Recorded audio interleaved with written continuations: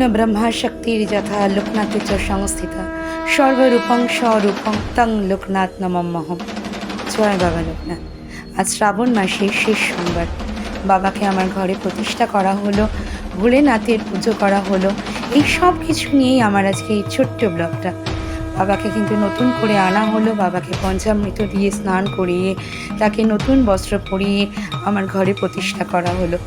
তো চলো বন্ধুরা, আমার এই ব্লগটা আজকে তোমাদের সামনে উপস্থাপনা করলাম।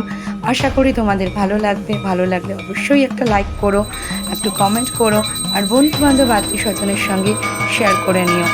তো আজকে শ্রাবণ মাসের শেষ সোমবার, বলে বাবা পুজো ছাড়া তো হবে না। আর আমরা এই শ্রাবণ মাসে প্রত্যেকটা দিন আমরা কিন্তু নিরামিষ আহার করি। তো আজ শেষ সোমবারে বাবার পুজো করা হলো। তো ভোলে বাবার পুজো, ভোলে বাবাকে প্রতিষ্ঠা করাই আছে আমার ঘরে। ঠাকুরমশাই এসে তার আবার পুজো করেন প্রতি বছরই। ঠাকুরমশাই এসে বছরের এই শেষ দিনটাকে বাবার উদযাপন করা হয়। তো চলো তোমরা দেখো। আশা করি আজকের এই ব্লগটা তোমাদের খুব ভালো লাগবে। ভালো লাগলে অবশ্যই বন্ধু বান্ধব আত্মীয় স্বজনের মধ্যে তোমরা শেয়ার করে দিও।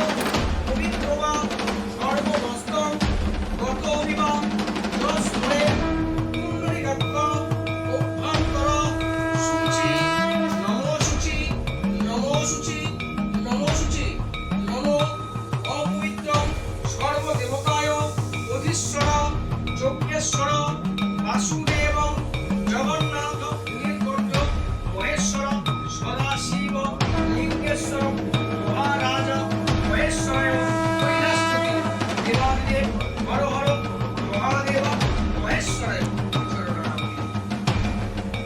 তো বন্ধুরা, তোমরা দেখতেই পাচ্ছ ঠাকুরমশাই কিন্তু পুজো শুরু করে দিয়েছেন। আর এইদিকে বাবা লোকনাথ নতুন বস্ত্র, ধুতি, পাগড়ি, সোনার টিপ পরে রেডি হয়ে গেছেন। আর এদিকে প্রভু নারায়ণ এসে গেছেন। তো সব কিছু নিয়েই শেষ সোমবারটা আমরা কিন্তু এইভাবেই পুজোর আয়োজন করলাম, পুজো করলাম। নিজেদের সাধ্য মতন আমরা ঠাকুরের সমস্ত রকম জোগাড়জাত করে ঠাকুরের এই পুজোর আয়োজন করেছিলাম। মনে শান্তি পেয়ে গেলাম। বছরের এই একটা দিন বাবার পুজো করে যেন সত্যিই মনটা শান্তি পায়। একটাই কথা আমি ঈশ্বরের কাছে চাই, হে ঈশ্বর, সকলকে সুস্থ রেখো, রক্ষা করো, সকলের মনোবাঞ্ছা পূর্ণ করো। ব্যাস, চাওয়ার মধ্যে আমার এইটুকু। তো চলো, আজকের তো ব্লগটা আমি এইভাবেই তোমাদের সামনে শেয়ার করলাম। আর আমরা জানো তো বন্ধুরা, শ্রাবণ মাসের প্রত্যেকটা দিন আমরা কিন্তু নিরামিষ আহার করি। এটা আমি অনেক বছর ধরে করি না, আগের বছর থেকে, মানে এইটা নিয়ে হলো 2 বছর। তো বাবার পুজোটা এইভাবেই করি প্রতি মাস, মানে পুরো 1 মাসটা, শ্রাবণ মাসটা আমরা নিরামিষ আহার করি। আর শেষ সোমবারটা বাবার পুজো এইভাবে করি, যাকে বলে ওই উদযাপন করা আর কি। তো এইভাবেই পুজোর আয়োজন করা হলো। আর এদিকে যজ্ঞের আয়োজন ঠাকুরমশাই করছেন। আর এই ঠাকুরমশাইয়ের মন্ত্র, ঠাকুরমশাই পুজো, সত্যি আমি খুব মুগ্ধ হয়েছি। আমি না, আমার বাড়ির প্রত্যেকে খুব সুন্দর পুজো করেন। এই ঠাকুরমশাইয়ের মন্ত্র উচ্চারণ আর এই জোরে জোরে সেই মন্ত্র পাঠ সত্যি মনটাকে ভরিয়ে দিয়েছে। তো চলো দেখো, এবার আমাদের যজ্ঞের আয়োজন করা হচ্ছে। বেশি বকবক করবো না। তো চলো যজ্ঞ দেখো তোমরা। আর আমি একটাই কামনা করব, সবার মনোবাঞ্ছা পূরণ হোক। আর তোমরাও এইভাবে ঠাকুরকে দেখে যাও, সকলের মনোবাঞ্ছা পূরণ হোক।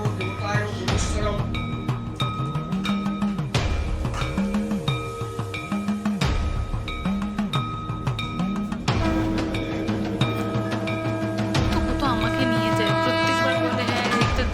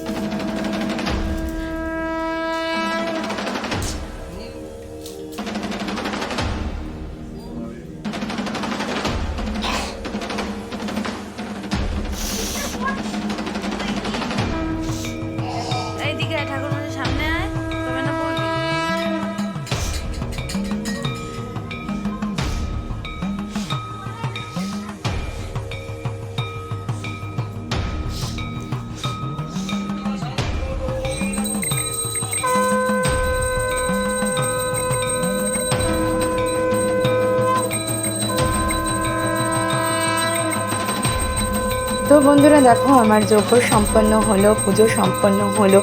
শেষ সোমবার আমরা এইভাবেই ভোলেনাথের পুজো করে থাকি। ওম নমঃ শিবায়। তো চলো, আজকের ভিডিওটা তোমরা কেমন লাগলো অবশ্যই জানিও। পুজো শেষের পরেই বিতরণের পালা, ভোগের প্রসাদ বিতরণের পালা। তো আমরা নিজেরা চরণামৃত খেয়ে উপোস ভঙ্গ করলাম, তারপরেই কিন্তু ভোগ বিতরণ করতে বেরিয়ে গেলাম। এখানে হচ্ছে খিচুড়ি, এটা হলো সেকেন্ড ধাপের খিচুড়ি। প্রথমে এক কড়াই খিচুড়ি হয়ে গিয়েছিল, তারপরে এই কড়াইটা আবার বসানো হয়েছে। সাথে ছিল আলুর দম আর চাটনি। এই হলো সোমবারের আহার। কিন্তু আমরা খাইনি, আমরা খেয়েছিলাম শুধুমাত্রই সাবু। তো এইগুলো ছিল প্রসাদের আয়োজন। তো আজকের এই ভিডিওটা তোমাদের কেমন লাগলো অবশ্যই একটা কমেন্ট করে জানিও। ভালো লাগলে একটা লাইক অবশ্যই করো। টাটা।